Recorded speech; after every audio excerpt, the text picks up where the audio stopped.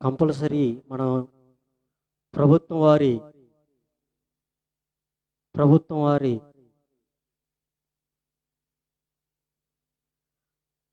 జాగ్రత్తలు మనం పాటిస్తూ వారిచ్చిన ఆ సూచనలు మనం పాటిస్తూ దేవుని సన్నిధిలో మనల్ని దేవునిని ఆరాధన చేసుకోవాలని చర్చలు తెలుసుకోవాలని అవకాశం ఇచ్చి ఉన్నారు. కాబట్టి మనం ఏం చేయాలంటే చాలా జాగ్రత్త కలిగి మనం ఉండాలి. కాబట్టి ప్రార్థన చేసుకుందాం. ప్రార్థన చేసుకుని వాక్య భావంలోకి వెళ్దాం. తలలో వంచండి. పరిశుద్ధుడైన దేవా, ఘనమైన శ్రేష్టమైన నామానికి వందనాలు. ఇదిగో మధ్యాహ్న కాల సమయంలో ఇంతవరకు పాటలు ఎందుకు తోడై ఉన్నాం. ఇదిగో ప్రభా, వారి పట్ల చేసిన కొన్ని మేలును బట్టి ప్రభా, ఇదిగో ప్రభా, జనులందరి ఎదుట నిన్ను స్తుతించి ఉన్నారు, మహిమపరిచి ఉన్నారు. వాక్య పరిచయలకు వెళ్ళుచుండగా వాక్యమై నువ్వు మాట్లాడండి. వినగల చెవులను, గ్రహించు ఆత్మను కూడి వచ్చిన ప్రతి ఒక్కరికి దయచేస్తావని మా ప్రభువును ప్రియ రక్షకుడైన యేసుక్రీస్తు వారి నామంలో ప్రార్థించి వేడుకొనిచున్నాము తండ్రి, ఆమేన్. ప్రియ దేవుని బిడ్డలారా, చాలా ప్రాముఖ్యమైన సమయంలోకి మనం వచ్చి ఉన్నాం. చాలా ప్రాముఖ్యమైన సమయంలో మనం ఉన్నాం. కాబట్టి చాలా శ్రద్ధాభక్తులు కలిగి దేవుని మాటలు విందాం. చూద్దాం, లేఖన భాగాల్లో వచ్చి చూద్దాం. ఎఫెసీ రాసిన పత్రిక 4వ అధ్యాయము మొదటి నుంచి కొన్ని విషయాలు మనం జాగ్రత్తగా పరిశీలన చేద్దాం. ఎఫెసీ రాసిన పత్రిక 4వ అధ్యాయం. కాబట్టి మీరు సమాధాన బంధము చేత ఆత్మ కలిగించు ఐక్యమును కాపాడుకునేటందు శ్రద్ధ కలిగిన వారై ప్రేమతో ఒకనికొకడు సహించుచు మీరు పిలవబడిన పిలుపునకు తగినట్టుగా దీర్ఘశాంతముతో కూడిన సంపూర్ణ వినయముతోనూ సాత్వికముతోనూ నడుచుకున్నవాళ్ళని ప్రభువును బట్టి ఖైదీనైనున్న నేను మిమ్మల్ని బ్రతిమాలు కొనుచున్నాను. ఎఫెసీ సంఘంలో ఎఫెసీ రాసిన ఈ పత్రికను మనం చూసినప్పుడు, దీన్ని రాయటానికి ఉన్నప్పుడు అపోస్తులైన పౌలు గారు ఎక్కడ ఉన్నారు అంటే బంధకాలంలో ఉన్నారు. చెరసాల అంటే మనకులాగా జైలు కాదు, కానీ ఆయన హౌస్ అరెస్ట్ చేసిన సందర్భం మనకి కనబడుతుంది. ఆ సందర్భంలోంచి రాసిన పుస్తకాల్లో ఒక పుస్తకం, పత్రిక ఏంటి అంటే ఈ ఎఫెసీ రాసిన పత్రిక. ఈ ఎఫెసీ రాసిన పత్రిక ఈ 4వ అధ్యాయం కలిగి వచ్చేటప్పటికి ఇక్కడ పిలవబడిన వారి కొరకు మాట్లాడుతున్న సందర్భం. దేవుని పిల్లలమని చెప్పుకొనుచున్న వారికి, అనగా ఏర్పరచబడిన వారమని చెప్పుకొనుచున్న వారికి, వారి జీవన విధానం ఎలా ఉండాలి, వారి నడవడిక ఎలా ఉండాలి, వారి ప్రవర్తన ఎలా ఉండాలి, వారి స్వభావం ఎలా ఉండాలి అనే సందర్భాన్ని బట్టి మాట్లాడుతున్న అధ్యాయం ఏంటి అంటే ఈ ఎఫెసీ రాసిన పత్రిక 4వ అధ్యాయం. మనలో క్రీస్తు ఏమై ఉన్నాడనే విషయాన్ని, అనగా మన దేవునిలో ఏమై ఉన్నాం, మనలో దేవుని ఆ క్రియలు కానీ, ఆ భావాలు కానీ, ఆ సుగుణాలు కానీ ఎలాగ మనం బయలుపరుస్తున్న విషయాలను బట్టి ఇక్కడ మాట్లాడుతున్నాడు. ఒక పిలవబడ్డవాడు అని చెప్పుకుంటున్నావు కదా, దేవుని పిల్లలుగాను, ఆయన వారసత్వముగాను, ఆయన వారసులుగాను ఆలయములో మనం ఏం చేస్తున్నాం అంటే గడుపుతూ, దేవుని మాటలు వినుచు, దేవుని స్తుతిస్తూ, దేవుని ఆరాధిస్తూ, ఒక ప్రత్యేకమైన తత్వముగా, ఒక ప్రత్యేకమైన వడంబడికగా వాడబడుతున్న మనము ఏ స్వభావాలు కలిగి ఉన్నామనే విషయాన్ని మనము గ్రహించాలి.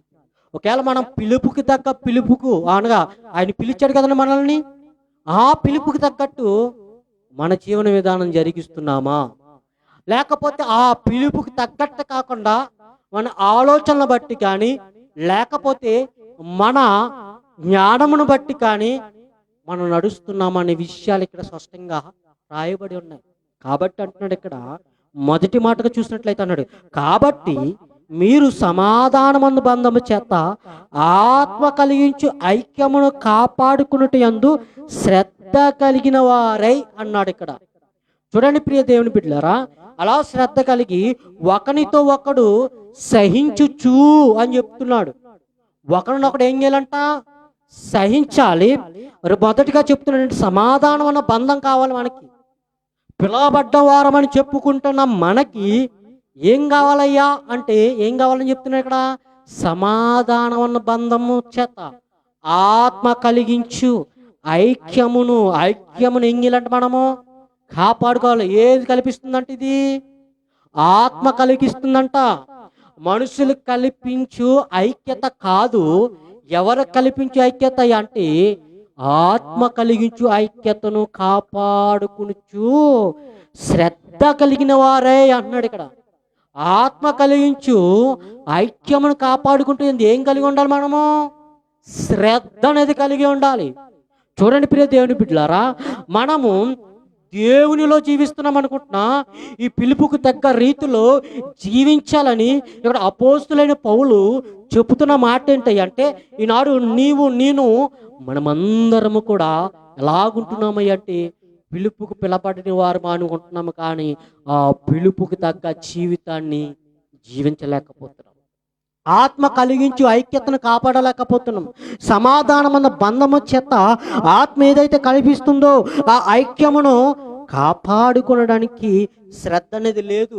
ఒకరిని ఒకడు సహించుకునే తత్వము సమాజంలో కనబడట్లా. మనమందరం ఏమని చెప్పుకుంటున్నాం? మనము ఏమని చెప్పుకుంటున్నాం? మనం పిలవబడ్డవారము దేవుని పిల్లలమని చెప్పుకుంటున్నాం. మన దీనిలోతుగా ఒక్కసారి మనం పరిశీలన చేసినట్లయితే దేవుని ప్రత్యేకమైన స్వాతంత్రము సాక్ష్యము దేవుడు మనకి ఇచ్చి ఉన్నాడు. ఏంటంటే సత్యవాక్యాన్ని నువ్వు అనుసరించి నడుచుకుని ఆ వాక్యాన్ని నువ్వు స్వతంత్రించుకుంటే, ఆ వాక్యాన్ని కలిగి నువ్వు జీవిస్తే, ఆ వాక్యాన్ని అవలంబిస్తే కనుక క్రీస్తు సుగుణాలు నీలో కలుగుతాయి. వాక్యానికి భిన్నమైన జీవితం కనుక నువ్వు జీవిస్తే వాక్యం అనగా దేవుని సుగుణాలు నీలో ఏమాత్రం కూడా కనిపించం. అందుకని ఒక మాట మనకు కనబడుతుంది. మొదటి తెస్సలోనికి రాసిన పత్రిక 2వ అధ్యాయము 12వ వచనములో చూసినప్పుడు అంటున్నాడు కదా, 11, 12 కలిసి ఉన్న చదవండి. తన రాజ్యమునకు మహిమకును మిమ్మును పిలుచుచున్న దేవునికి తగినట్టుగా మీరు నడుచుకున్న వలనని మేము మీలో ప్రతివాడును హెచ్చరించుచు ధైర్యపరచుచు సాక్ష్యమిచ్చుచు తండ్రి తన బిడ్డను ఎలాగ నడుచుకునే రీతిగా మీలో ప్రతివాని ఎడల మేము నడుచుకుందామని మీకు తెలియను. చూడండి ప్రియ దేవుని బిడ్డలారా, మనల్ని ఎందుకు పిలుచుకున్నాడు? పిలుపుకు తగ్గ జీవితం ఎందుకు జీవించాలి అంటే ఆయన పిలుచుకున్నది ఏదో ఒక పదవి ఇవ్వడానికి కాదు, ఈ లోక సంబంధమైన రీతిలో నేనేదో హెచ్చించడానికని కాదు, ఈ లోక సంబంధమైన రీతిలో ఏదో పేరును సంపాదించామని కాదు, ఈ లోక సంబంధమైన రీతిలో ఏదో ఆయన పిలుపుకు తగ్గ రీతిలో ఆ పిలుపుని బట్టి నువ్వు ఎర్రవీగుతావని కాదు. దేనికి పిలిచాడైనా? దేనికి పిలిచాడు అంటే అక్కడ అంటున్నాడు కదా, తన రాజ్య మహిమకు తన రాజ్యమునకును మహిమకును మిమ్మును పిలుచును. దేనికంటండి?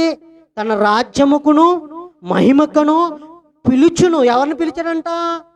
మనల్ని పిలిచాడు. పిలుపుకు తగ్గ జీవితం మనం జీవించాలంటే ఏం చేయాలి? ఎందుకు పిలిచాడు అంటే, ఎక్కడికి పిలిచాడు అంటే రాజ్యముకును మహిమకును మిమ్మల్ని పిలుచును, దేవునికి తగినట్టుగా మీరు నడుచుకున్న వలనని మేము మీలో ప్రతి వారిని హెచ్చరించుచున్నాము. ఎవరినంట? మనలో ప్రతి వారిని. మీరు పిలిచింది లోక మర్యాదలు నెరవేర్చడానికి కాదు, మిమ్మల్ని పిలిచింది లోకంలో గొప్పలు చేస్తారని కాదు, మేము పిలిచింది పిలుపుకి తగ్గట్టు ఆ పిలుపుని బట్టి విర్రవీగుతారని కాదు. ఎవరికి లేని రీతిగా నన్ను దేవుడు పిలిచాడు, ఎవరికి లేని రీతిగా నన్ను వాడుకుంటున్నాడు, ఎవరికి లేని రీతిగా మంచి స్వరాన్ని ఇచ్చాడు, ఎవరికి లేని రీతిగా మంచి వాక్య మాధుర్యముగా మాట్లాడడానికి మంచి స్వరాన్ని ఇచ్చాడు, జ్ఞానాన్ని ఇచ్చాడని విర్రవీగుతామని కాదు నిన్ను నన్ను పిలుస్తా. దేనికి పిలిచాడు? తన రాజ్యమును కొరకును తన మహిమ కొరకు నిన్ను నన్ను పిలిచాడని మనం ఏం చేయాలి? గుర్తించుకోవాలి. ఇక్కడ అపోస్తలుడైన పౌలు హెచ్చరిక చేస్తున్నాడంట. ఇదిగో మిమ్మల్ని పిలిచింది ఎందుకు పిలిచాడో తెలుసా? ఏదో మీరు గొప్పలు చెప్పుకుంటారని పిలవలేదు, కానీ దేనికి పిలిచాడయ్యా అంటే ఇదిగో తన రాజ్యము కొరకును మహిమ కొరకును నిన్ను నన్ను పిలిచెను. అంటే దేవుని పట్ల, మనిషి పట్ల ప్రేమ చూపించే తగ్గ రీతిగా మన జీవన విధానము ఉండాలని చెప్తున్నాడు ఇక్కడ. దేవుని పట్ల మనం ప్రేమ చూపించాలి, మనుషుల పట్ల ప్రేమ చూపించాలి. ఈ ప్రేమ లేని జీవితం అంతా కూడా ఏమవుతుంది అంటే వ్యర్థమే. అనగా నైతికం లేనిది, త్యాగాన్ని భరించలేనిది, ఇంకా చూసినట్లయితే నమ్మకం లేనిది ఏ జీవితం? ప్రేమ లేని జీవితం. అనగా పిలుపుకి తగ్గ జీవితం మనలో లేదనుకోండి.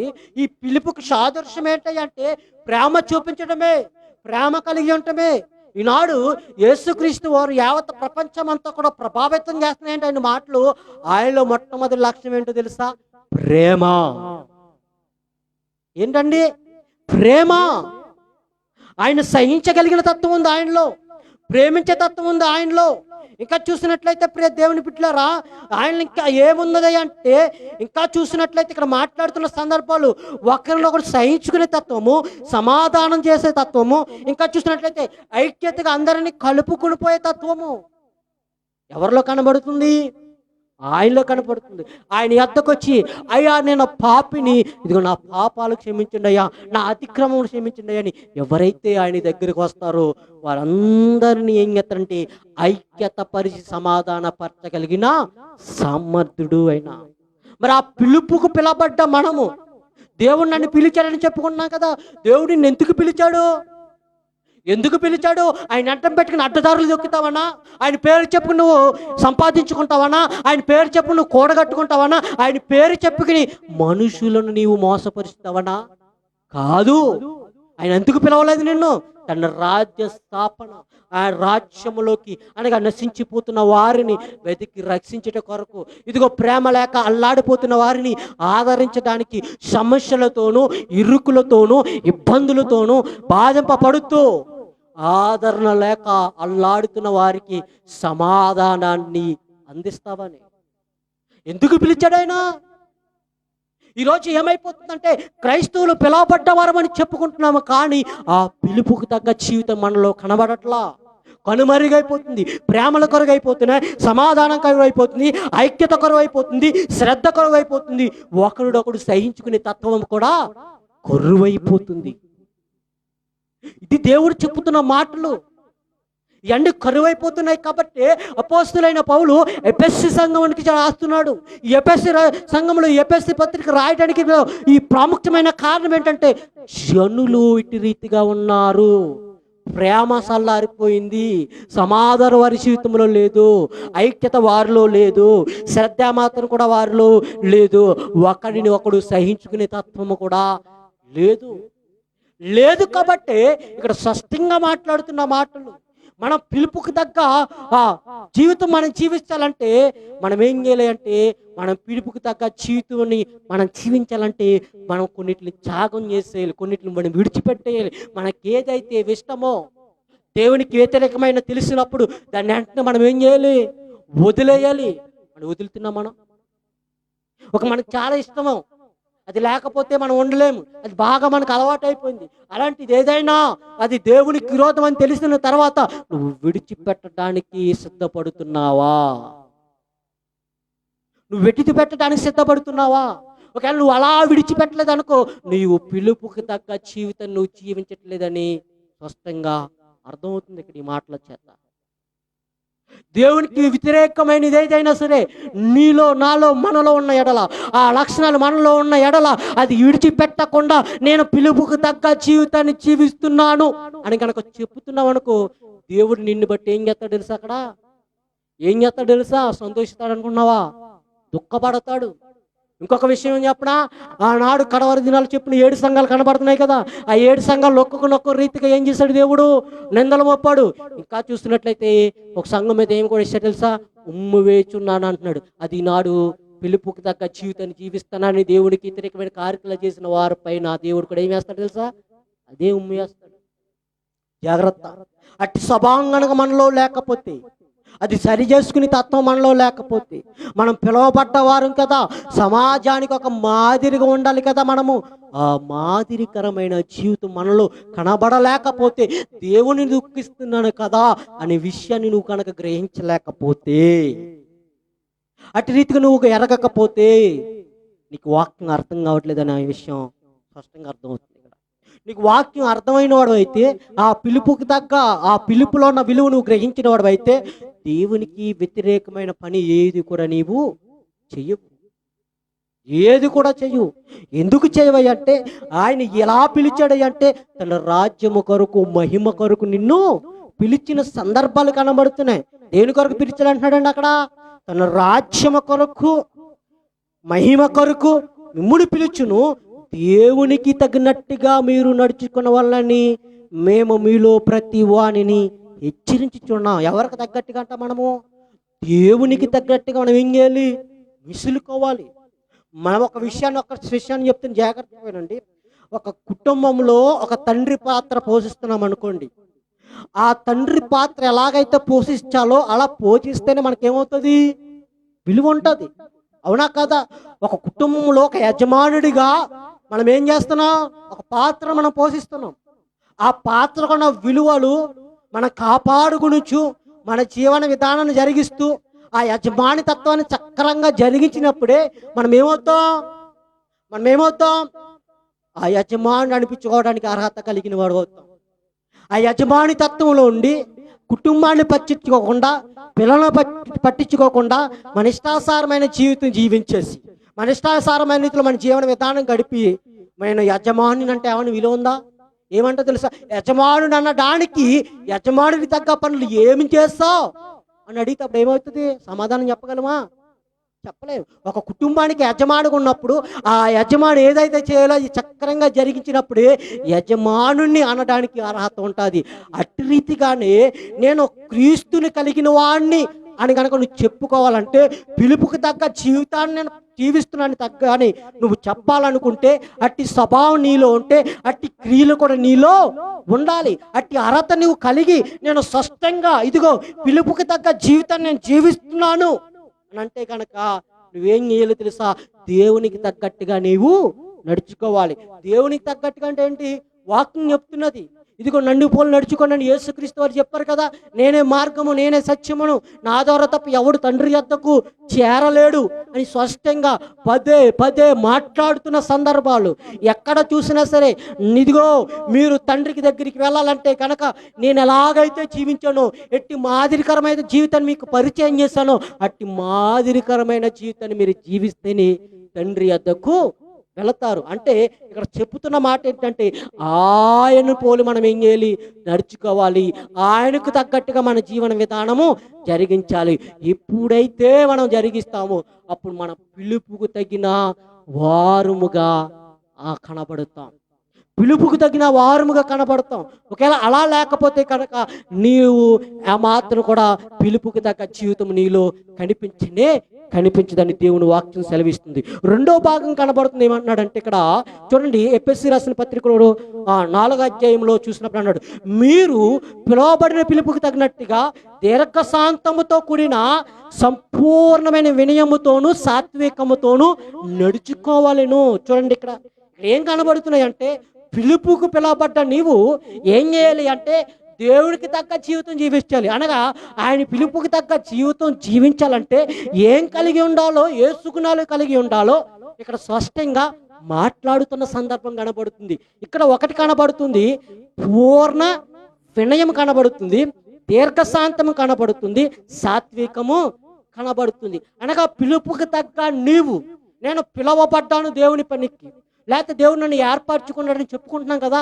ఈ చెప్పుకున్న వారికి దేవుడు ఏమని చెప్తున్నాడు అంటే, నువ్వు అలా చెప్పుకోదగిన అర్హత నీలో ఉండాలంటే కనుక పూర్ణమైన వినయము నీలో ఉన్నదా, దీర్ఘశాంతము నీలో ఉన్నదా, సాత్వికము నీలో ఉన్నదా? ఒకవేళ ఏది నీలో లేదానికి ఈ మూడిట్లో నువ్వు పిలుపుకి తగ్గ జీవితం నీవు జీవించటం లేదు అని అర్థం.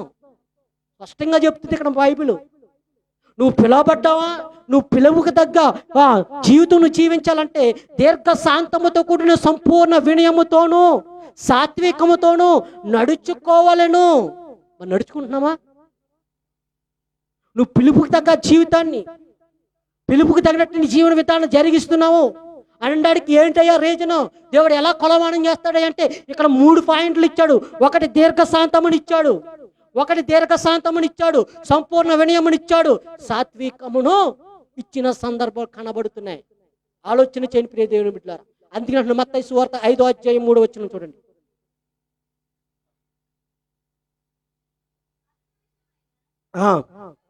ఆత్మ విషయమై దీనులైన వారు ధన్యులు, పరలోక రాజ్యము వారిదే. ఈ మాట ఎవరు చెప్తున్నారో తెలుసా? యేసుక్రీస్తు వారు చెప్తున్న కొండ మీద ప్రసంగంలో మాట్లాడుతున్న మాట అండి. కొండ మీద ప్రసంగంలో మాట్లాడుతున్న మాట ఏమని మాట్లాడుతున్నాడు అక్కడ? ఆత్మ విషయమై దీనులైన వారు ధన్యులు, పరలోక రాజ్యము వారి. చూడండి, చాలా సింపుల్ లాజిక్ కదా. ఆత్మ విషయం ఏమై ఉండాలంట? మనము దీనులై ఉండాలి. దీనులై అంటే ఏం చేయాలి? తగ్గించుకోవాలి. ఇక్కడ తగ్గించుకోవాలి. పిలుపుకి తగ్గ జీవితాన్ని నేను జీవిస్తున్నానని చెప్తున్న వారితో దేవుడు మాట్లాడుతున్నాడు. ఈ మాటలను బట్టి నువ్వు సరైన రీతిలో జీవించుచున్నావో లేదో అన్నది ఒక్కసారి పరిశీలన చేసుకో. ఈ మాటలు వినుచున్నావు కాబట్టి, ఈరోజు దేవుడు మాట్లాడుతున్నాడు కాబట్టి, నువ్వు ఎక్కడున్నప్పటికీ, ఏ పరిస్థితుల్లో ఉన్నప్పటికీ నువ్వు పిలుపుకి తగ్గ జీవితాన్ని జీవిస్తున్నావో లేదన్నది ఈరోజు అర్థమైపోతుంది. ఈరోజు ఈ మాటలు బట్టి దేవుడు ఒక్కసారి నీతో మాట్లాడుతున్నాడు. ఈ మాటలతో కనుక నీ జీవితాన్ని కొలమానం చేసుకుంటే కనుక గొప్పలు చెప్పుకుంటున్న వారందరూ కూడా సతిలికి పడిపోతారు. ఈరోజు మాటలతో చూడండి, జాగ్రత్తగా ఆలకించని అంటున్నాడు. దీర్ఘశాంతం అంటే ఎలాగా? తగ్గించుకుంటాం అంటే ఏంటి? ఎలాగా? ఎలా తగ్గించుకోవాలి మనం? ఆత్మ విషయమే దీనులైన వారు ధన్యులు, పరలోక రాజ్యము వారిదే. పరలోక రాజ్యం వారిదంట. ఈరోజు మనం దీనులుగా ఉంటున్నామా? దీనిదంటే దేంట్లోని? డబ్బు లేక కాదు, బంగారం లేక కాదు, ఆస్తి లేక కాదు. దీనత్వం అంటే ఏంటో తెలుసా? అన్నీ ఉన్నా సరే మనం దీనత్వం కలిగి ఉండాలి. ఏమి లేనా సరే దీనత్వం కలిగి ఉండాలి. ఆ దీనత్వం ఎలాగ ఉండాలి అంటే ఆత్మ విషయమై ఉండాలంటున్నాడు. ఏమన్నాడు అక్కడ? ఆత్మ విషయమై దీనులైన వారు ధన్యులు అంటున్నారు. ఈరోజు ఆత్మ విషయమే ఏమైపోతున్నారు? దీనులు అవటం లేదండి. ఆత్మ విషయమే గర్వించిన వారు ఎక్కువైపోతున్నారు. నాకు అది ఉంది, ఇది ఉందని చెప్పుకుని ఏం చేస్తారంటే విర్రవీగుతున్నారు. దేవుని కంటే ఎక్కువ సుఖభోగాలు అనుభవించిన వారు నాడు సమాజంలో కనబడుతున్నారు.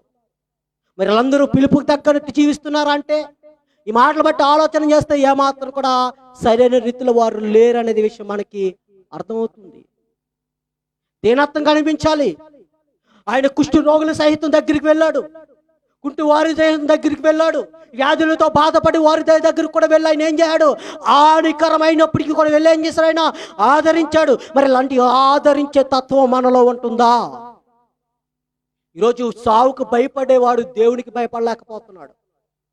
చావు అంటే గడగడ వణికిపోతున్నాడు. నువ్వు చావు ఎక్కడ దాకున్నా సరే ఆ సమయం వస్తే గనక చచ్చిపోతావు అనే విషయాన్ని మర్చిపోద్దు. నువ్వు ఏ చావు ఎంతలా ఉన్నా సరే, నీ చుట్టూ ఒక 1000 మంది సెక్యూరిటీ పెట్టుకున్నా సరే, పెద్ద పెద్ద బాడీ గార్డ్స్ పెట్టుకున్నా సరే, సమయం వస్తే ఆపేవాడు ఎవ్వడు కూడా లేడో. మరి అలాంటి దానికి ఎందుకు భయపడతా? అది వస్తుందని తెలుసు. వస్తాయని తెలిసినప్పుడు నువ్వేం చేయాలి? దానికి సిద్ధపడి ఉండాలి. నీ క్షణంలో మరణించినా పర్వాలేదు, కానీ ఈ బ్రతికున్నంత కాలము దేవుని చిత్తాన్ని నెరవేర్చడం కొరకు నా జీవితాన్ని, నా జీవన శైలి ఉండాలి అని సిద్ధపాటు ఉండాలి. మరి ఆ దీనత్వం మనలో కనబడుతుందా? లేదు. ఈరోజు ఇంకా విషయాలు ఏంటో తెలుసా అండి? పిలుపు తగ్గ జీవితం జీవిస్తున్నామని చెప్తారు, కానీ డబ్బున్న వాళ్ళని ఒక రకంగా చూస్తారు, డబ్బు లేని వాళ్ళు ఒక రకంగా. ఎక్కడో కాదు, మన క్రైస్తవ సమాజంలో కూడా ఉంది ఈ గుంపు. ఈ స్వభావం ఎవరిలో ఉంది అంటే క్రైస్తవ సమాజంలో కూడా ఉంది ఈ గుంపు. అందుకని అన్నాడు, మేము పిలవబడ్డవారం అని చెప్తున్నారు కదా. ఈ మాటల చేత ఒక్కసారి కొలమానం చేసుకుని చూడండి, మీరే పిలుపుకి తగ్గ జీవితం జీవిస్తున్నారు అర్థమైపోతుందని చెప్తున్నాడు ఇక్కడ. మేము పిలవబడ్డవారం అంటున్నారు కదా, ఈ దీనత్వం ఉన్నదా? ఈ దీనత్వం ఉన్నదా? ఈ ప్రేమ ఉన్నదా? ఈ దీర్ఘశాంతం ఉన్నదా? ఈ సహనం ఉన్నదా? ఏమీ లేకుండా మేము పిలుపుకి తగ్గ జీవితం జీవించేస్తున్నాం అంటే ఏమైనా ఇది చెప్పడానికి సరైన పద్ధత కాదా? పద్ధతి కానే కాదు. ఇది సరైన రీతి కూడా కాదు. ఎందుకు రీతి కాదు అంటే మన పిలుపు తగ్గ జీవితం జీవించట్లా. ప్రేమ లేదు, సహనం లేదు, ఇంకా చూసినట్లయితే దీర్ఘశాంతము లేదు, సంపూర్ణ వినయం అన్నాడు. వినయం ఎలాంటిది అంటండి? సంపూర్ణ వినయం. సంపూర్ణమైన వినయం అంటే ఏంటి? ఎల్లప్పుడూ కూడా నువ్వు వినయం కలిగి ఉండాలి. ఏ విషయంలో అయినా సరే వినయం కలిగి ఉండాలి. మరి ఆ వినయం మనలో ఉంటుందా? సంపూర్ణమైన వినయం అంటే ఏంటి? సంపూర్ణ స్వస్థత అంటాం, సంపూర్ణ వినయం అంటాం. సంపూర్ణమైన రీతిలో ఇదే శుభ్రంగా సంపూర్ణంగా ఏమి లేకుండా శుభ్రం చేశానంటే అక్కడ ఏమి లేకుండా ఏం చేయాలి? శుభ్రం చేసేయాలి. ఇంకెప్పుడు కూడా అక్కడ ఏమి ఉండకూడదు, చెడేది ఉండకూడదు, డస్ట్ అనేది ఉండకూడదు, చెత్త అనేది ఉండకూడదు. అట్టి రీతిగా దాన్ని సుందరంగా తీర్చిదిద్దండి అని చెప్తా అంటామా అంటాం. అలాగని మన వినయం కూడా ఎలా ఉండాలంట? సంపూర్ణమైన ఎల్లప్పుడూ ఉండాలంట. దేవుని మందిరంలోకి వచ్చినప్పుడే కాదు, పాటలు పాడినప్పుడే కాదు, ప్రార్థన చేసినప్పుడే కాదు, ఎల్లప్పుడూ ఏ పరిస్థితుల్లో ఉన్నా సరే సంపూర్ణమైన వినయం అనేది నువ్వు కలిగి ఉండాలి. అలా కలిగి ఉన్నవారే పిలుపుకు తగ్గ జీవితాన్ని జీవించిన వారు అవుతారు. మరి ఉన్నదా అలాంటి తత్వము? చాటి వారిని ప్రేమించలేని తత్వం ఎక్కువైపోతుంది నాడు. ఈ కరోనా కాలంలో కూడా ఇంకా వ్యత్యాసం ఏంటంటే, దేవుని ప్రేమ తెలిసి, చావు వస్తుందని తెలిసి, సత్యవాక్యం తెలిసి, ఈ చావు శాశ్వతమైన సావు కాదని వాక్యం ద్వారా తెలిసిన కూడా అలాంటి బాధలతో బాధపడి వారిని పరామర్శించడానికి కూడా వెళ్ళలేని దుస్థితి అయిపోయింది. ఎవరా? ఏ సమాజం ఇది? క్రైస్తవ సమాజం. చూడండి, ప్రేమ కలిగి ఉంటున్నామంటున్నా కదా, ప్రేమ కలిగి ఉంటామన్న వారికి దేవుడు చెప్తున్న మాట ఏంటి? ఈ మరణము సాధారణ మరణము, ఇది శాశ్వతమైన మరణం కాదు. ఈ మరణం పొందిన తర్వాత మరొక జీవితం ఉన్నది. ఆ విలువైన జీవితం మీరు జీవించాలంటే ఈ శరీర దారి ఉన్నప్పుడు చక్కగా జీవించండి చెప్పాడు కదా. అంటే ఇది శాశ్వతమైన మరణము కాదు, శాశ్వతమైన నిద్ర అని కూడా మనకు తెలిసింది.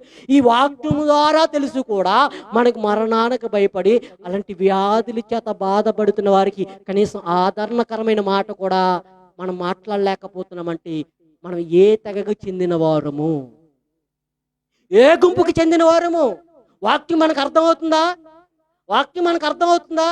వాక్యం కనుక మనకు అర్థమైతే కనుక మనకు అలాంటి స్వభావాలు ఉండవు. దేవుడు ఏమంటున్నాడు అక్కడ నేను ఏళ్ళనే నేను ప్రేమిస్తానలో, ఆరోగ్యంగానే ప్రేమిస్తానలో, ఆస్తిపరులనే నేను ప్రేమిస్తానలో, ఉన్నతమైన వారినే ప్రేమిస్తానలో. ఎవరైతే పెంట కుప్పల మీద పడి ఉన్నారో వారిని లేవనెత్తడానికి నేను మనిషి కుమారుడిగా ఈ లోకానికి వచ్చానన్నాడు. అక్కడ ఆయన రావడానికి కారణం ఏంటి? ప్రతి ఒక్కరికి కూడా ఆదరణ కలిగించడానికి వచ్చాడు. ఇదిగో ప్రయాసతో భారం మోస్తున్న జనులారా నా యొద్దకు రండి, నేను మీకు విశ్రాంతిని కలిగి చేస్తానన్నాడు. కనీసం మనం పక్క వారికైనా మనం సహాయం చేసేవారిగా మనం ఉన్నామా? మన పక్క వారికైనా మనం సహాయం చేసే రీతిగా మనం ఉన్నామా అంటే లేదు. మానవత్వం గరువు అయిపోయింది. ఈరోజు ఏమైపోయిందండి? మానవత్వం గరువు అయిపోయింది. పోనీ తెలియని వారికంటే అనుకోవచ్చండి, వాక్యం తెలిసిన మనం కూడా మానవత్వం గరువు అయిపోతే వారికి మనకేమన్నా తేడా ఉందంటే లేదు. మరి పిలుపుకి తగ్గ జీవితం జీవిస్తున్నామంటున్నాం కదా.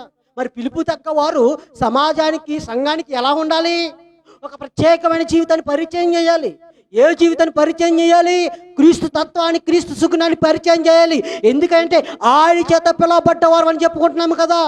నేను ఆయన సేవకుణ్ణి, లేకపోతే ఆయన పనిలో ఒక పనిముట్టుగా వాడబడుతున్నాను, ఇదిగో నేను ఆయన పిల్లలను, నేను క్రైస్తవుణ్ణి అని చెప్పుకుంటున్నాం కదా. మరి చెప్పుకుంటున్నా మనం ఆయన సుగుణాలు పరిచయం చేయాలి వద్దా? సమాజానికి తెలియజేయాలి వద్దా? ఆ తెలియజేసే బాధ్యత నీ మీద, నా మీద పెట్టాడా పెట్టలేదా? పెట్టాడు. పెట్టాడు కాబట్టి నిన్ను నన్ను పిలిచాడు. దేనికి పిలిచాడని చెప్పాడు అక్కడ? ఆయన రాజ్యముకును ఆయన మహిమకును మిమ్మల్ని పిలిచాడు కాబట్టి ఆయనకు తగ్గట్టుగా, ఎవరికి తగ్గట్టుగా? దేవునికి తగ్గట్టుగా మనం ఏం చేయాలంట? నడుచుకోవడానికి అనుకూలమైన రీతిలో. మరి నడుచుకుంటున్నామా?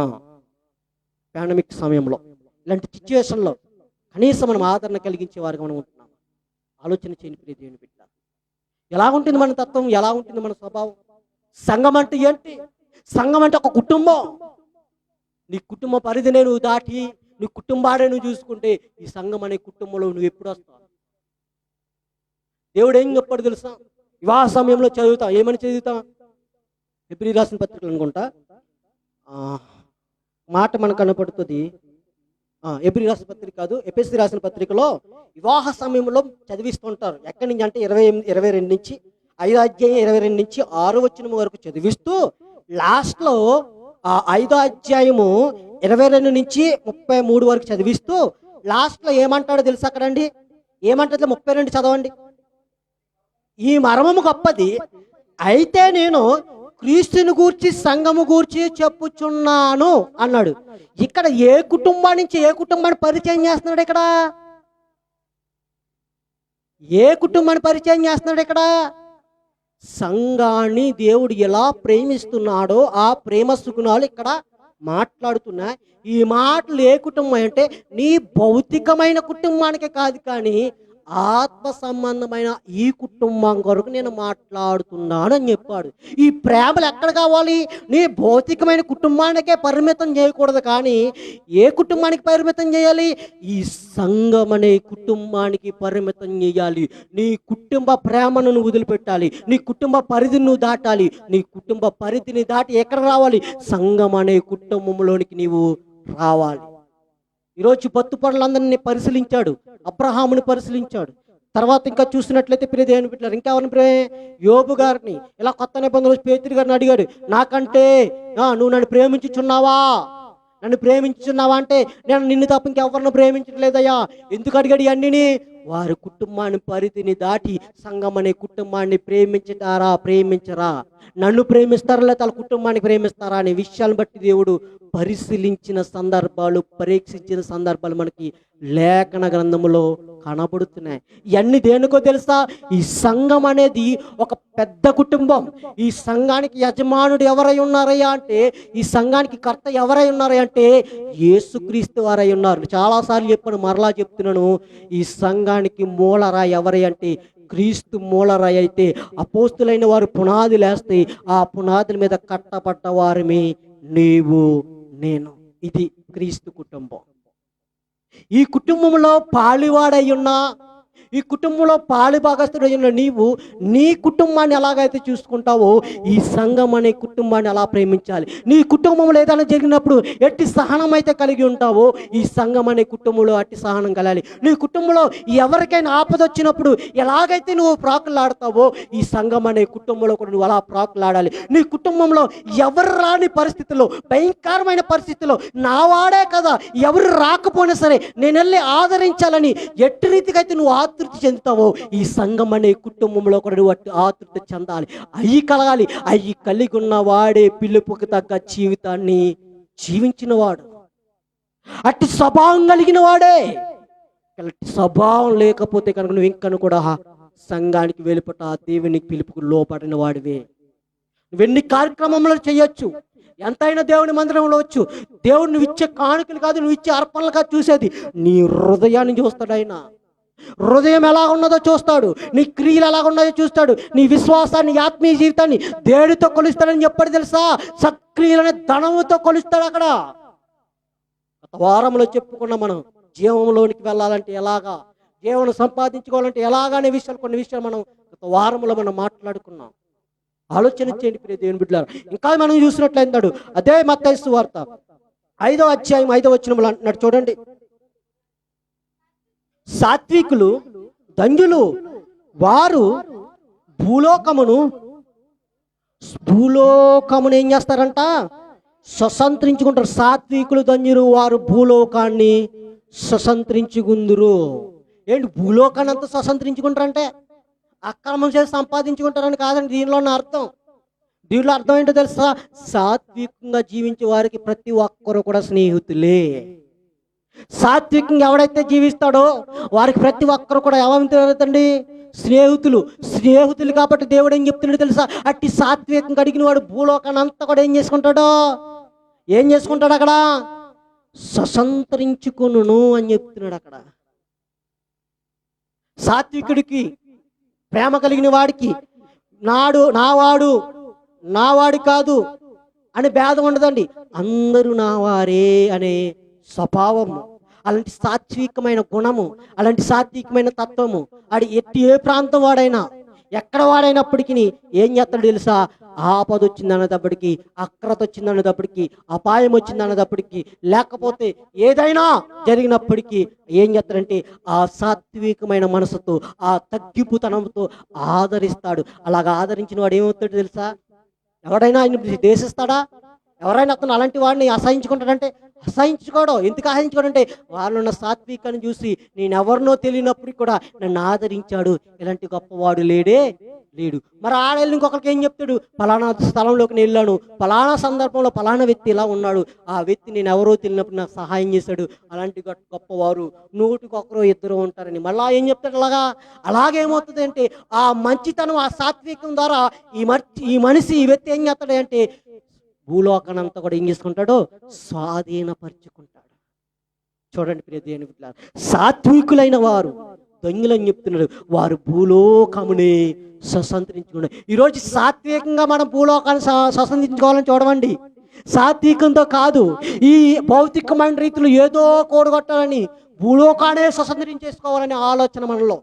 నేనే వర్ధిల్లాలి, నేనే ఉన్నతమైన స్థితిలో ఉండాలి, నేనే గొప్పవారుగా ఉండాలి, ఈ లోకంలో ఈ ప్రపంచంలో కానీ లేకపోతే ఈ లోకంలో కానీ లేకపోతే ఈ గ్రామంలో కానీ నేనే ఉన్నతమైన వారు ఉండాలి, అందరూ కూడా నా మాట వినాలని తత్వం అహంకారం కలిగిన వారు ఎక్కువ ఉంటారు. సాత్వికంతో సంపాదించిన వారు తక్కువైపోతారు.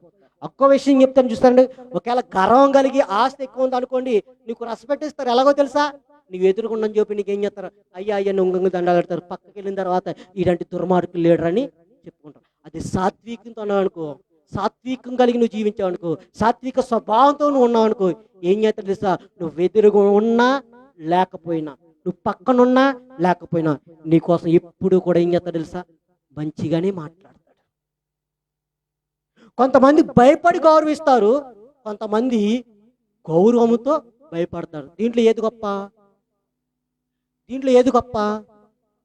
భయపడి గౌరవిస్తారు కొంతమంది గౌరవంతో భయపడతారు. ఏది గొప్ప? గౌరవంతో భయపడేదే గొప్ప. కొంతమంది ధనం చూసి గౌరవిస్తారు, కొంతమంది మనమున్న స్థితిని చూసి గౌరవిస్తారు. ఏది గొప్ప? స్థితిని చూసే, ధనాన్ని చూసి కాదు, మనం ఇంకా ఏదో ఉందని కాదు. అంటే ఇటు రీతిగా మనం స్వభావం కలిగి, ఇటు రీతిగా మనం గౌరవం పొందాలంటే, ఇటు రీతిగా మన జీవన విధానం ఉండాలంటే, ఇటు రీతిగా ఆయనకు పిలుపు తగ్గట్టు జీవించాలంటే మనం ఏం కలిగి ఉండాలి? సాత్వికము అనేది మనము కలిగి ఉండాలి. ఈ సాత్వికం అనేది కలిగి ఉన్నప్పుడే మనకి ఏం కలుగుతుంది అంటే, మనం పిలుపుకు తగ్గ జీవితాన్ని మనము జీవించిన వారము అవుతాం. ఒకవేళ అట్టి తత్వం కనుక మనలో లేదనుకోండి, మనలో ఏముండదు అంటే పిలుపుకు తగినట్లుగా మన జీవన విధానం జరగడం లేదు, అట్టి రీతిగా మన విశ్వాసం లేదు, మన నడవడిక లేదనే విషయాన్ని మనం ఏం చేయాలి? గ్రహించాలి. ఇంకా చూసినట్లయితే అంటున్నాడు, అదే మత్తయి సువార్త 11వ అధ్యాయము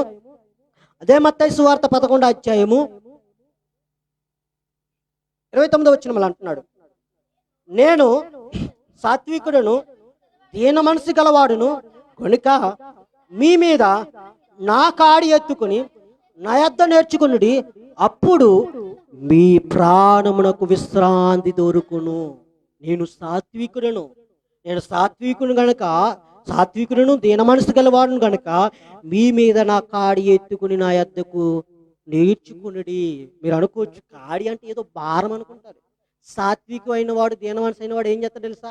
పక్క వారిని కష్టపడడానికి ఏమాత్రం కూడా ఇష్టపడడు. మీరు చూడండి, ఎక్కడైనా చూడండి, సాత్వికుడైన వాడు, దీన మనసు కలిగిన వాడు ఏ ప్రాంతంలో ఉన్నా సరే వాడు పక్క వారిని ఏమాత్రం కూడా బాధ పెట్టడానికి ఇష్టపడడు. ముందు తను కష్టపడడానికి ఇష్టపడతాడు. పక్క వారికి ఎంతైనా సరే వాడికి సులువు కలిగించే మార్గాన్ని చూపించాలని ప్రయత్నిస్తాడు. మరి సుగుణాలు ఎవరిలో ఉన్నాయి? క్రీస్తులో ఉన్నాయి.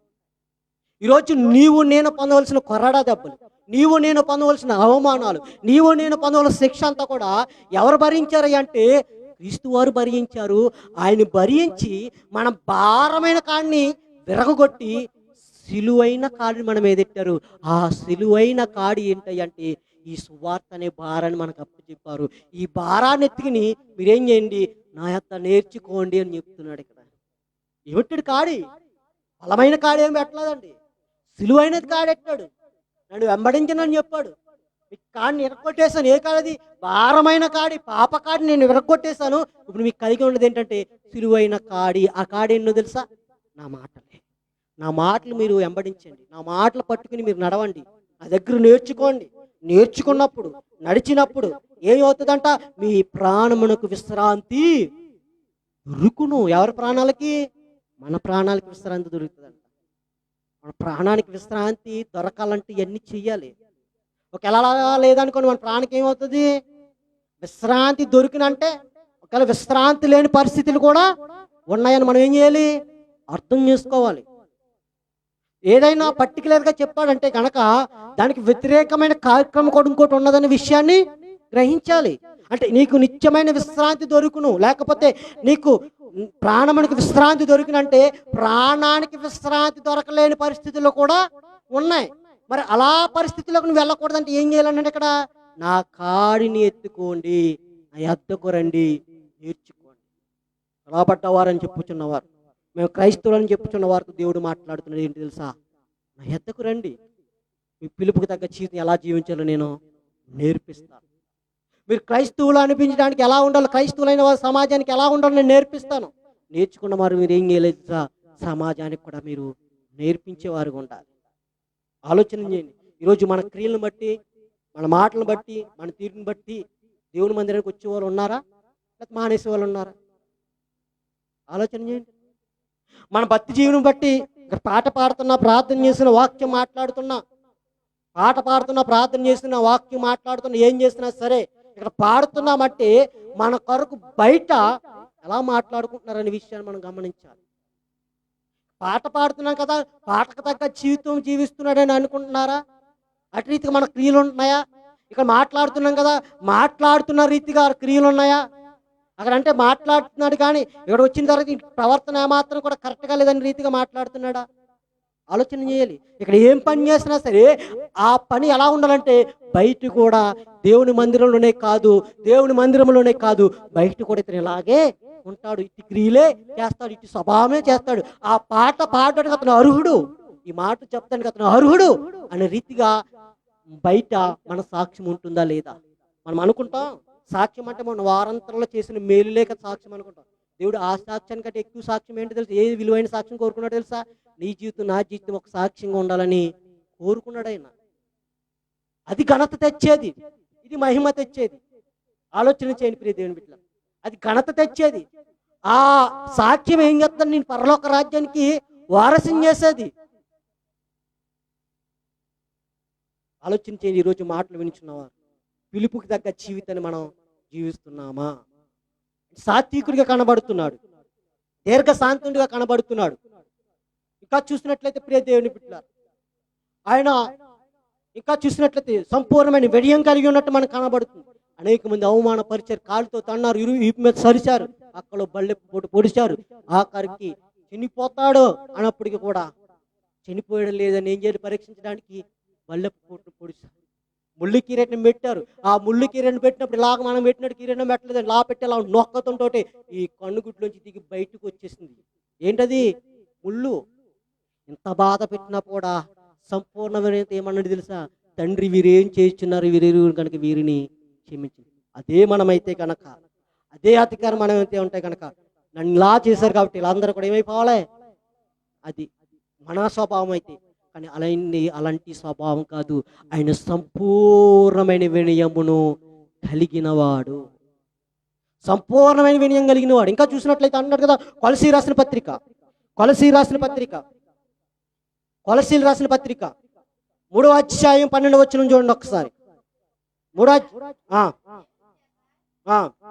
ఏర్పరచబడిన వారును పరిశుద్ధులను ప్రియులైన వారికి తగినట్టుగాను మీ జాలిగల మనస్సును, దయాలత్వమును, వినయమును, సాత్వికమును, దీర్ఘశాంతమును ధరించుకొనుడి. చూడండి ఇక్కడ అంటున్నాడు, కాగా దేవుని చేత ఏర్పరచబడిన వారును పరిశుద్ధులను ప్రియులైన వారికి తగినట్టుగా.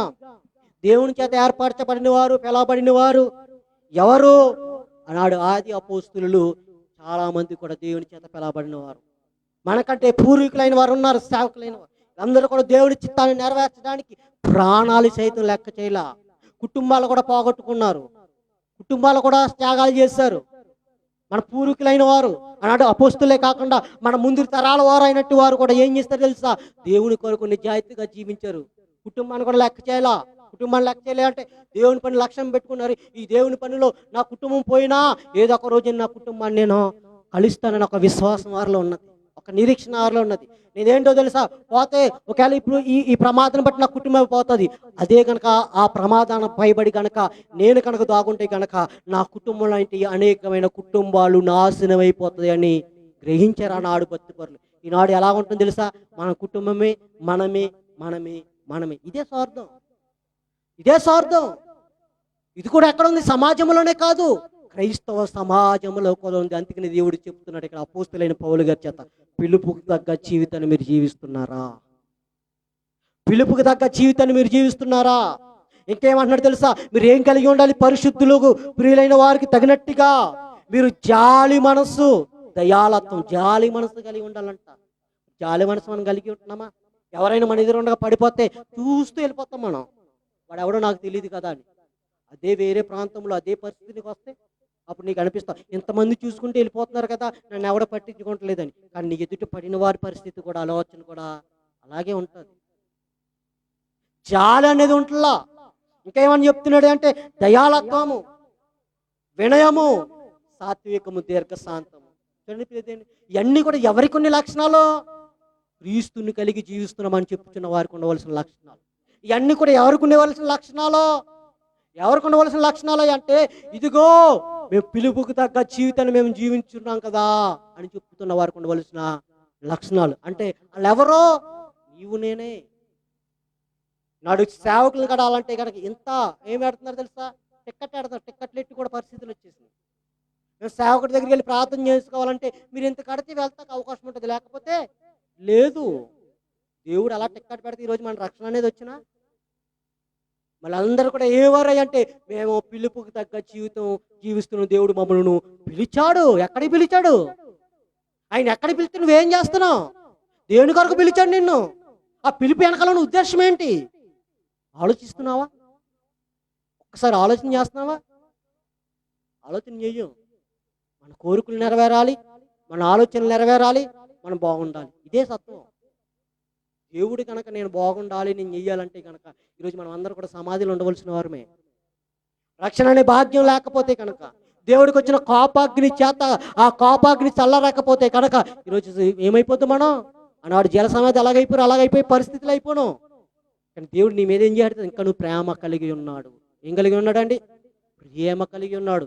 ఇది నా వారు, నువ్వెంత తప్పుకుపోయినప్పటికీ, ఘోర పాపేగా నువ్వు ఉండి దేవునికి దూరంగా వెళ్ళిపోయినప్పటికీ తన ప్రేమతో నిన్నెత్తుకుని నేను దరిచేర్చుకున్న దేవుడైనా. అలాంటి గొప్ప దేవుడిని కలిగి ఉన్నాం. అలాంటి గొప్ప దేవుని పిల్లలమని చెప్పుకుంటున్నాం మనము.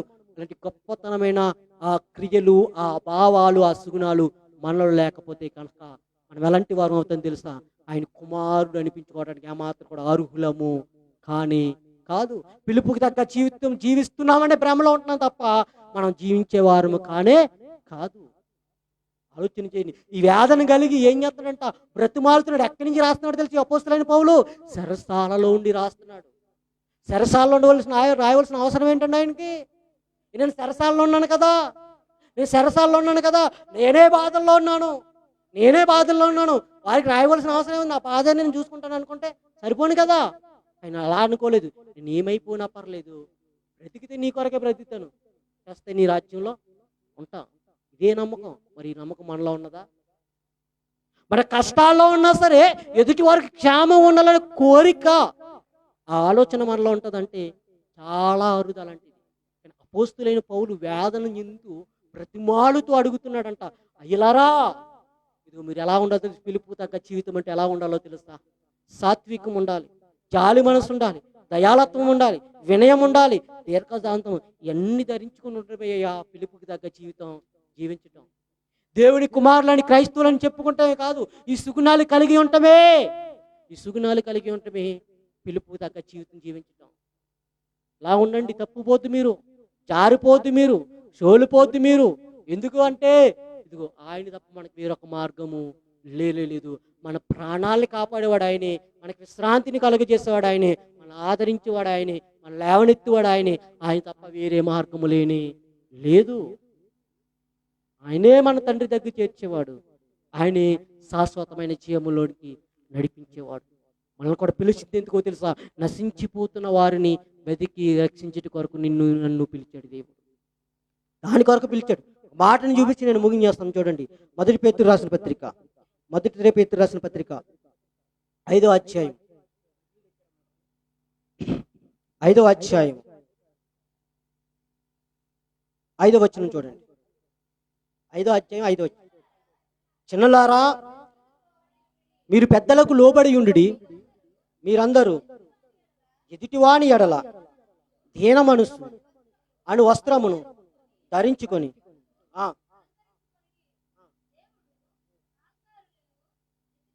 ఆ, ఆ, కృప అనుగ్రహించును దేవుడు తగిన సమయమందు మిమ్మును హెచ్చించినట్లు ఆయన బలిష్టమైన చేతి కింద దీన మనస్సుకులై ఉండి. చూడండి, అక్కడ చిన్న పిల్లలారా మీరు పెద్దలకు లోబడి ఉండుడి, మీరందరూ ఎదుటివారి ఎడల దీన మనసును వస్త్రమును ధరించుకుని మిమ్మల్ని మీరు అలంకరించుకునుడి.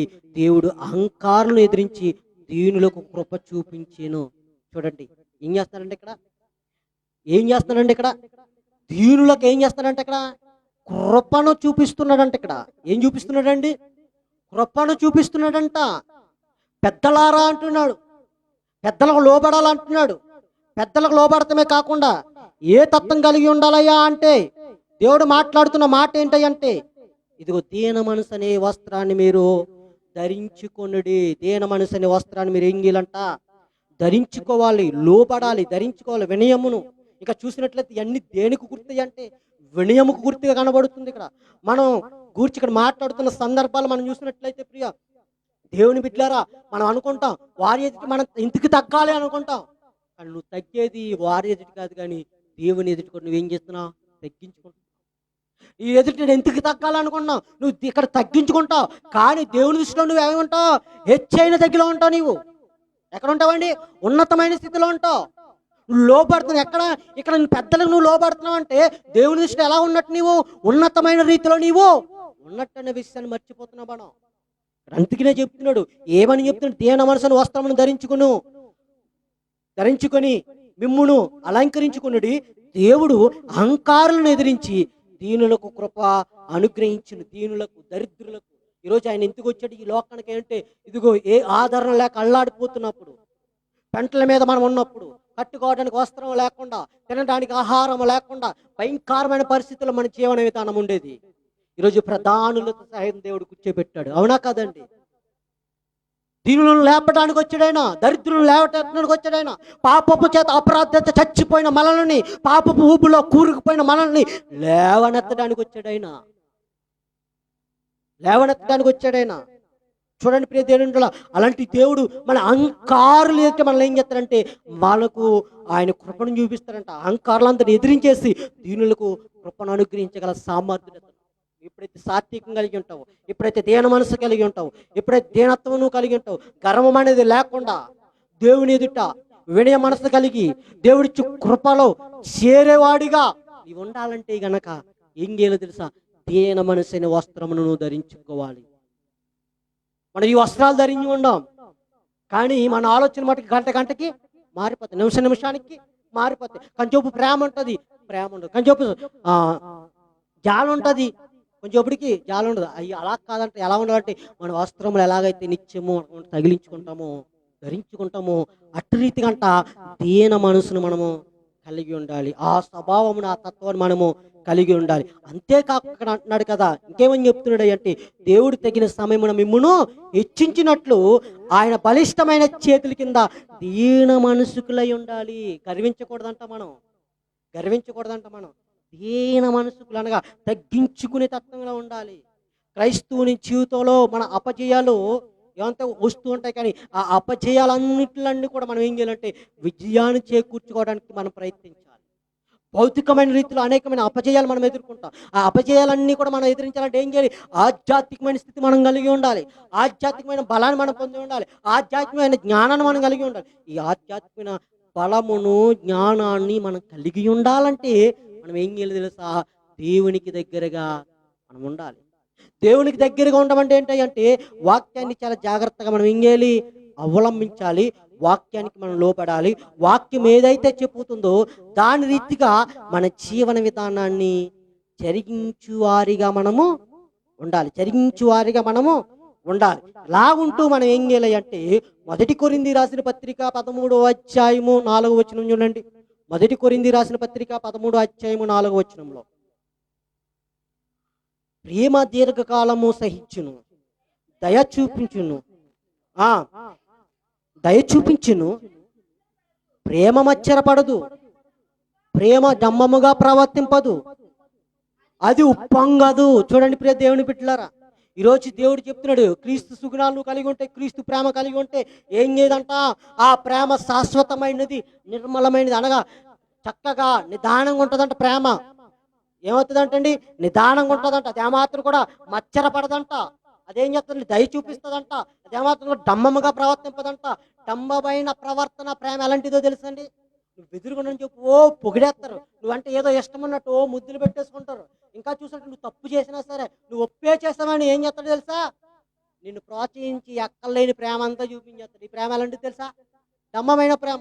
ఈ డమ్మమైన ప్రేమ ఎప్పుడు వస్తుంది తెలుసా? మనుషుల మీద. వాడి దగ్గర ఏదైనా మనకు దొరుకుతుంది అని ఆశించినప్పుడు, మనకి ఏదైనా వాడి వల్ల ఉపయోగం ఉన్నది అన్నప్పుడు ఏం చేస్తారంటే, ఎక్కలేని ప్రేమ అంతా కూడా వచ్చేది. ఈ ప్రేమ ఏంటి తెలుసా? డమ్మపు ప్రేమ. ఇంకో ప్రేమ ఉందండో, ఏ ప్రేమ తెలుసా? ఉప్పొంగే ప్రేమ. ఉప్పొంగే ప్రేమ ఎలాంటిదో తెలుసా అంటండి? ఎలాంటిదో తెలుసా? కింద మంట పెట్టి పైన పాలు పెడితే బుస్సు బుస్సు బుస్సు అని పొంగుతూ ఉంటాయి. ఎప్పుడు మంట ఉండని చెప్పు, మంట తీసేస్తే ఏమైపోద్ది? చల్లారిపోతుంది. అలాంటి ప్రేమలో కూడా ఉన్నాయి. ఎక్కడా? సమాజంలో. సమాజంలో ఉన్నాయంటే వేరండి, క్రైస్తవ సమాజంలో కూడా ఉన్నాయి. అలాంటి సుగుణాలు కలిగిన వారు దేవుని పిలుపుకు తగినట్టుగా జీవించుచున్నవారా?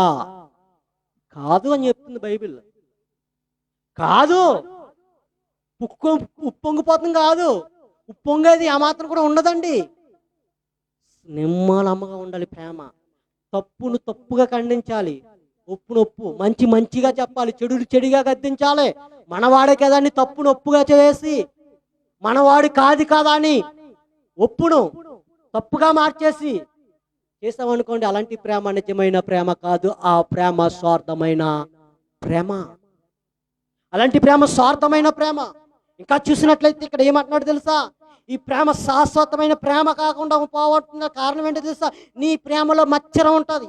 ఆ మచ్చరం ఉండే ప్రేమ ఏమవుతుందంటే దేవునికి ఇష్టమైన ప్రేమ కాదు. అది దేవుని ప్రేమ కానే కాదు. మన ప్రేమ శాశ్వతమైన ప్రేమగా ఉండాలంటే, మచ్చరం లేని ప్రేమ ఉండాలంటే, ఏ ప్రేమ కలిగి ఉండాలంటే క్రీస్తు సుగుణాలు కలిగి ఉండాలి.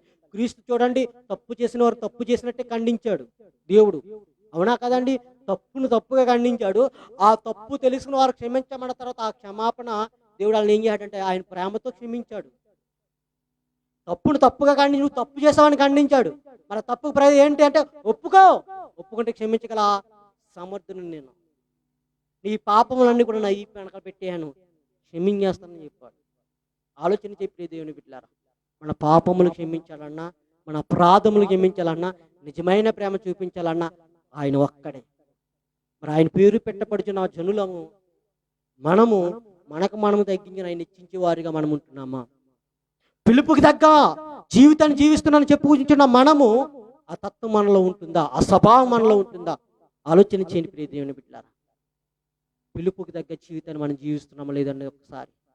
ఐక్యత లేకపోతే, సమాధానం లేకపోతే, ప్రేమ లేకపోతే, దీర్ఘశాంతం లేకపోతే, దీన మనసు లేకపోతే, సాత్వికం లేకపోతే, దీర్ఘశాంతంతో కూడిన ఆ సహనం లేకపోతే, అట్లా ఏది లేకపోయినా నువ్వు పిలుపుకి తగ్గ జీవితాన్ని జీవించేవాడువు కానీ కాదు. నన్ను దేవుడు పిలిచాడని గర్వంగా చెప్పడానికి కూడా అర్హత ఏమాత్రం కూడా లేనే లేదు. నేను దేవుని పనిని బహు విస్తారంగా చేస్తున్నాను కూడా దేవుడు ఏం చేస్తాడు? ఏం చేస్తున్నావు రా బాబు నువ్వు పని? ఏం చేస్తున్నావు నువ్వు పని? పిలుపుకి తగ్గ జీవితాన్ని జీవించలేకపోతే నా పని నువ్వు ఏం చేస్తున్నావు అంటున్నాడు దేవుడు. ఆలోచించండి ప్రియ దేవుని బిడ్డలారా, దేవుడు మాట్లాడుతున్నాడు. మన పిలుపుకి తగ్గ జీవితాన్ని మనం జీవించాలంటే కనుక, పిలుపుకి తగ్గ జీవితాన్ని మనం జీవించాలంటే కనుక, ఆ తత్వాలు మనం కలిగి ఉండాలంటే, ఆ సుగుణాలు కలిగి ఉండాలంటే దేవుడు ఏదైతే చెప్పాడు ఈరోజు, అపోస్తులైన పౌలు గారు ఏదైతే చెప్పాడు, ఆయన ఏం చేస్తాడంట? బ్రతిమాలుచున్నాను, ఖైదీనైనా నేను ఇప్పుడు బ్రతిమాలుచున్నాను.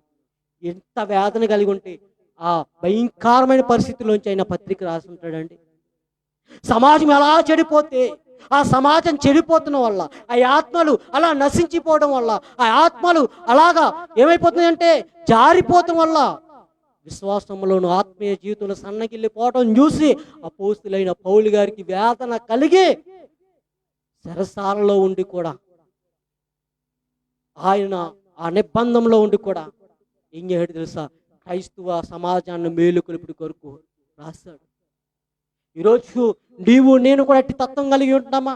మన బంధకాల్లో లేవు, హౌస్ అరెస్ట్ అయ్యి లేవు, మనం ఇంట్లో బందీలై లేవు, మనం స్వేచ్ఛంగా జీవించడానికి అవకాశం ఉన్నది, స్వేచ్ఛగా సువార్తను ప్రకటించడానికి ఆస్కారం ఉన్నది, దేవుని మాటను వెదజల్లడానికి చక్కని అవకాశం ఉన్నది. ఇట్టి అవకాశం ఉన్నప్పటికీ ఇంకా నువ్వు ఇంట్లోనికే బందీలు అయిపోతున్నావు, లేకపోతే ఈ లోక సంబంధం వాటికే బందీ అయిపోయి అక్కడే కూర్చుంటున్నావు. నీవు దేవుని పనిని జరిగించలేకపోతున్నావు. ఇలా దేవుని పనిని జరిగించలేక ఈ లోక ఆశలకు కట్టుడైపోయి బందీ అయిపోయి ఉంటే కనుక నువ్వు పిలుపుకు తగ్గ జీవితాన్ని జీవించలేదు, నువ్వు క్రైస్తవుడు అనిపించుకోవడానికి ఏమాత్రం కూడా అర్హత లేని లేదు. గుణాలు లేకుండా క్రైస్తవుడు అంటే సరిపోతుందా? అర్హత ఉండాలి, అర్హత ఉండాలి. ఈరోజు దేవుని పేరు చెప్పి ఎంతమంది ఏం చేస్తారు, దేవుని నామాన్ని అవమానం తెచ్చి క్రియలు చేస్తున్నారు. సోషల్ మీడియాలో చూస్తుంటే మతిపోతుంది, వీళ్ళు నిజంగా పిలుపుకు తగ్గ జీవితం జీవిస్తున్నారు అనిపిస్తుంది. వారి క్రియలు చూస్తుంటే, ఆ మాట తీసుకుంటే, వాళ్ళ భాష చూస్తుంటే, ఆ వేషం చూస్తుంటే, సహోదరుని ప్రేమించడం అంటే ఏదైతే మాట్లాడకూడదు, ఏదైతే మాట్లాడుతున్నాడు అలాంటి పద్వాచాలాలు మాట్లాడుతూ దేవుని నామాన్ని సమాజంలో అవమానపరుస్తున్నారు చాలా మంది. ఎవరయ్యా అంటే మేము పిలువబడ్డవారమని చెప్తున్నారు, మేము పిలువబడ్డవారమని చెప్తున్నారు. ఉన్నతమైన రీతిలో ఉన్నారు కాబట్టి వారు ఏది మాట్లాడినా చెల్లుతుందని ఇష్టాసారమైన రీతిలో దుర్భాషలు ఆడుతున్న వారు అనేక మంది కనబడుతున్నారు. వీళ్ళందరూ పిలుపుకు తగ్గవారా అంటే కాదో, దేవుని చిత్తాన్ని నెరవేర్చున్నవారంటే కాదో, దేవుని అడ్డం పెట్టుకుని అడ్డదారులు దొక్కుతున్నవారు వీళ్ళందరూ కూడా. ఈ సుగుణాలు ఇప్పటి వరకు మనం ఏదైతే మాట్లాడుకున్నాం, ఈ సుగుణాలు కనుక లేకుండా నేను దేవుని ప్రేమిస్తున్నానని, దేవుని పిలుపు తగ్గ జీవితం జీవిస్తున్నాను ఎవరైనా చెప్తే కనుక అది సత్యము కాదనే విషయాన్ని మనం ఎంగేలి గ్రహించాలి. క్రీస్తు ఎలా జీవించాడు ఈ లోకంలో? అనేక మందికి మార్గదర్శకుడు అయ్యాడు ఆయన. ఈరోజు నీవు నేను ఎవరికైనా మార్గదర్శకులు అవుతున్నామా? అటు రీతిగా మనం ఉన్నదా?